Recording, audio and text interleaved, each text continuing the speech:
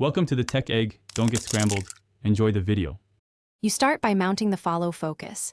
Do it now. Slide it onto the rods and tighten the clamp so it won't slip. Once mounted, mesh the gear with the lens focus ring. This prevents backlash. Next, mark your key focus points, near, mid, far, on the focus wheel with a grease pencil so you can hit them reproducibly. Do not over-torque. Make sure rotation is smooth.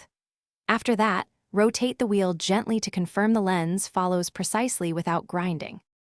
Once done with basic mounting, dial in tension and gearing so focus pulls are predictable. You want just enough resistance to avoid slip. Tighten the tensioner or swap to a different gear size if the throw is too short.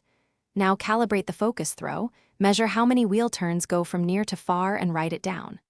Practice your pull while the camera is framed, communicate with the operator, and refine speed. Make sure to rehearse the timing. It's why the marks matter. You finish by executing controlled focus pulls using your marks, breathing with the scene and counting wheel turns if needed.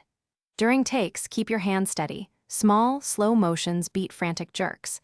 If things go wrong, backlash, slipping, or sudden jumps, increase tension slightly, remesh the gear, and check rod alignment for bends. Make it routine to carry a spare gear ring and basic tools. They save a take. Finally, debrief with the camera operator. Thanks for watching. Consider subscribing if I helped unscramble your problems.